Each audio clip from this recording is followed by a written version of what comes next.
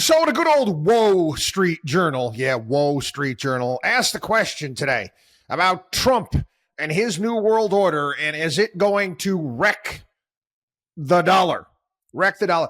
Again, I don't recall the Wall Street Journal writing about the dollar being destroyed under Barack Obama. And listen, again, I have to buy euros on a regular basis. And I remember 2016, we're talking $1.35 to buy a euro. I mean, the euro was much, much stronger in the past than it is now.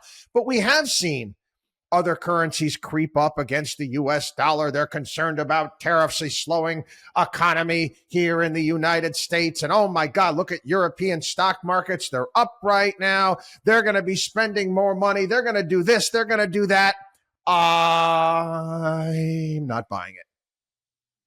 Nope. Wall Street Journal today. President Trump has launched an unprecedented challenge to a geopolitical order that has prevailed for decades. One victim, potential victim, the U.S. dollar. Okay, yeah. In just weeks, steep increase in tariffs, uncertainty over trade have sparked fears that U.S. growth will slow. Shifts in U.S. foreign policy have led to a surge in optimism about the European economy, driving the dollar down sharply against the euro, sending stocks in Europe to record and spurring the biggest jump in German bond yields since just after the fall of the Berlin Wall. Again, okay, Berlin bond. Why are the Berlin bond yields going up? Because they're going to have to. Well, they say they're going to borrow a lot of money. They're going to start borrowing a lot of money because they're supposedly going to build up their military. Right. We shall see. We shall see. The dollar index has declined 7 of the past 9 weeks, nearly erasing gains made since the November 5th election.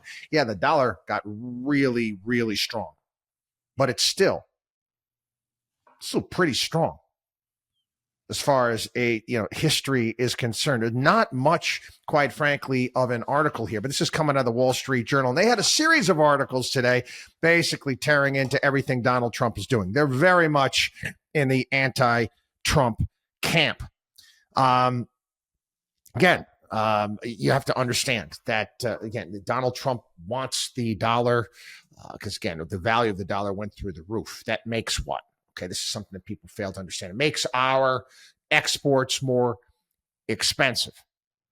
Makes our exports more expensive when the dollar is stronger. Dollar becomes cheaper. Our exports, change. Again, strength in the dollar as well does what?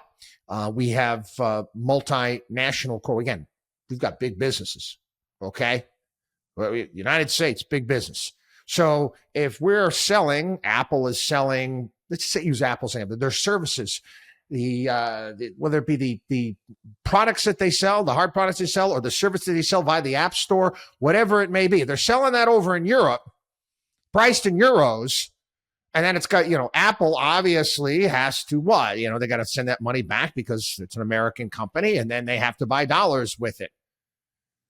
Again, that can hurt their bottom line to some degree. And again, there's a little back and forth when it comes to this all the time. But the fact that they think that this is going to be some major decline, you got to be kidding me.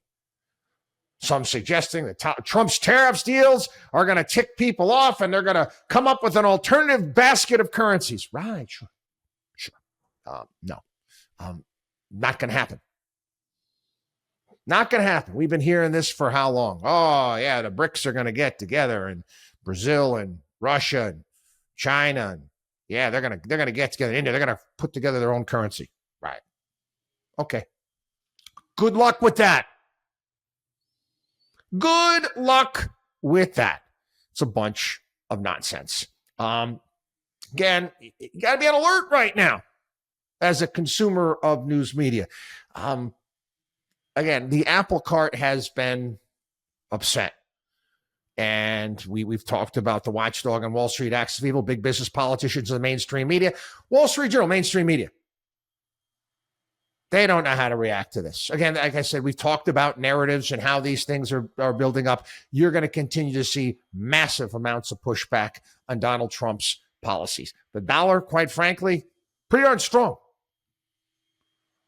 I can go back. I go back to the late Bush years, early Obama years. I'm gonna do little pop culture reference. The second James Bond movie with Daniel Craig, Quantum of Solace. I remember the bad guys wanted to get paid in euros. They were making fun of the dollar. That's what happens when you spend too much money on wars. Rap videos back then. Yeah, they were using euros rather than dollars when they were flashing cash, all that stuff. Not anymore. WatchDog on WallStreet.com.